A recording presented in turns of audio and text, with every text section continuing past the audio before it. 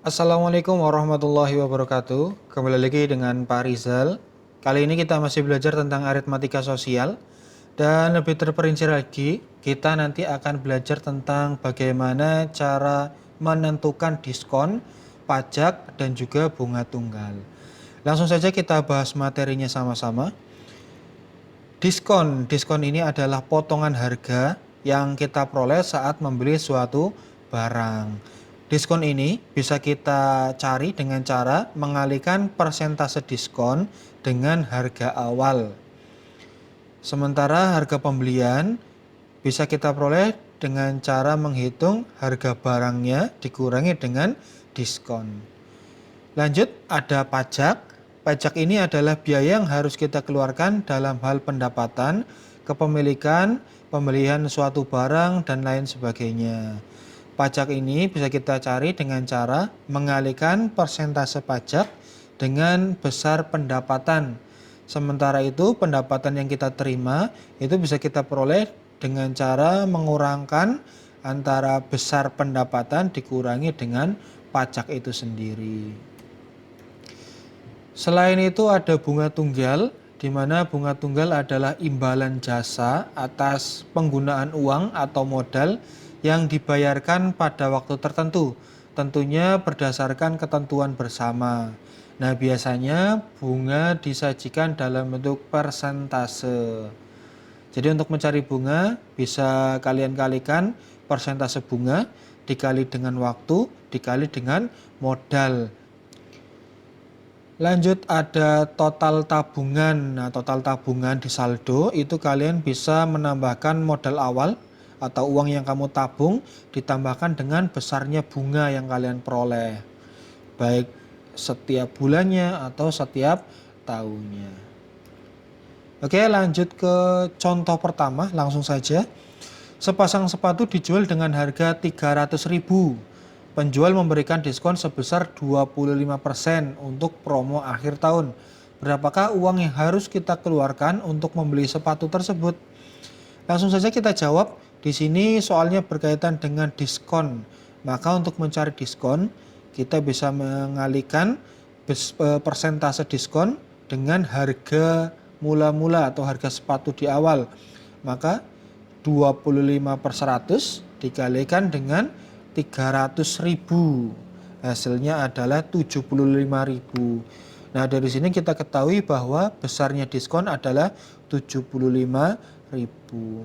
Tapi belum selesai sampai di sini. Kita harus cari dulu berapakah uang yang harus kita keluarkan untuk membeli sepatu tersebut.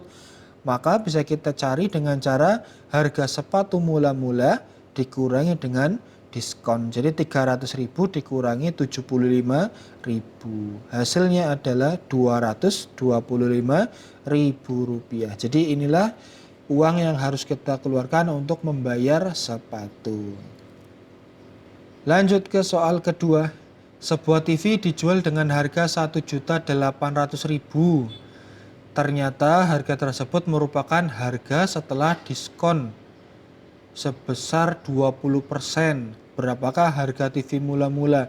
Jadi ternyata 1.800.000 ini adalah harga jual TV-nya setelah dipotong diskon sebesar 20%. Nah, otomatis harga TV mula-mula ini kan lebih tinggi ya. Nah, maka harga TV mula-mula bisa kita cari dengan cara harga beli dikalikan dengan persentase harga setelah dipotong diskon. Ya, jadi kalau misalkan harga TV mula-mula ini kan masih 100%. Nah, setelah dipotong diskonnya 20%, berarti nanti persentasenya adalah 80%. Langsung saja harga beli dikalikan 80/100. Nah, di sini sudah diketahui harga jualnya adalah 1.800.000. Karena kita mau mencari harga beli, maka diskonnya kita pindah ruas ya. Perkalian berubah jadi pembagian.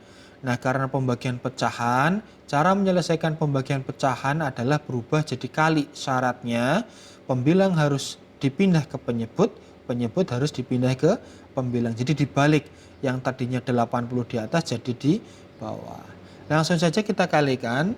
maka kita peroleh harga belinya adalah 2.250.000. Jadi harga TV mula-mula adalah 2.250.000. Lanjut ke soal ketiga. Amin menabung di bank sebesar 1.500.000. Bunga yang ia dapatkan sebesar 6% per tahun. Ini waktunya adalah per tahun. Apabila Amin telah menabung selama 8 bulan, berapakah besar saldo tabungan Amin saat ini? Oke, langsung saja kita jawab. Untuk mencari bunga tabungan, kalian bisa menggunakan rumus BMW. Jadi ini hanya pengingat saja, BMW.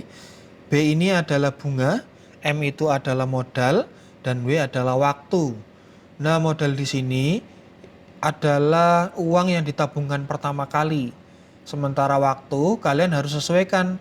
Kalau misalkan di sini tahun per tahun, ya, 6% per tahun, maka kalian juga harus sesuaikan karena di sini masih dalam bentuk bulan.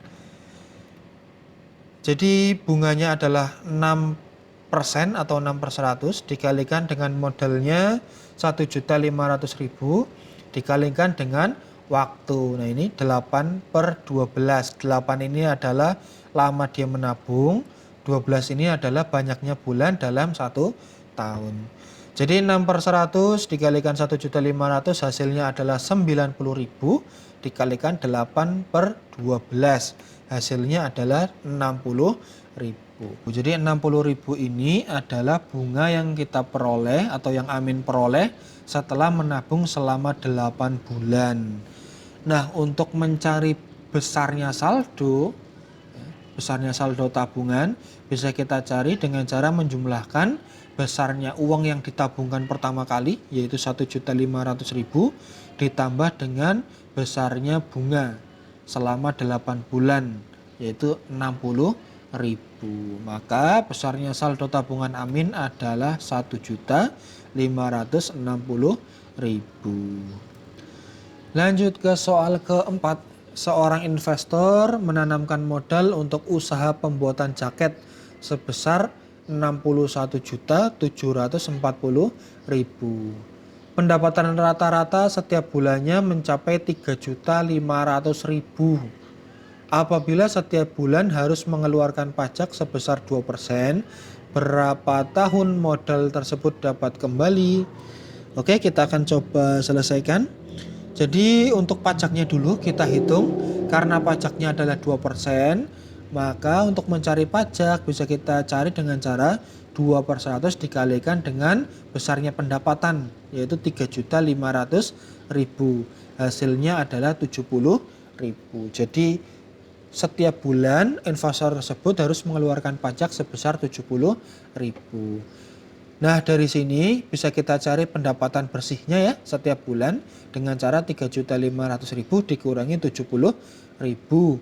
Sehingga investor tadi mendapatkan pendapatan bersih setiap bulannya sebesar 3.430.000. Nah, berapa tahun modal tersebut dapat kembali? Hal ini bisa kita cari dengan cara 61.740.000 atau modalnya tadi, modal di awal dibagi dengan pendapatan per bulan. Pendapatan bersihnya sebesar 3.430.000 sehingga menghasilkan 18 bulan. Nah, 18 bulan ini kita rubah ke dalam tahun, maka hasilnya adalah 1 tahun 6 bulan. Nah, 6 bulan ini kan setengah tahun, maka bisa kita tuliskan sebagai 1,5 tahun. Demikian pembahasan kali ini. Bari saya ucapkan terima kasih karena sudah menonton video ini sampai akhir. Dan jangan lupa bagikan video ini kepada teman-teman kalian agar mereka juga pandai seperti kalian. Dan apabila video ini bermanfaat, jangan lupa untuk berikan like pada video ini dan subscribe channel Amri Amriri. Terima kasih.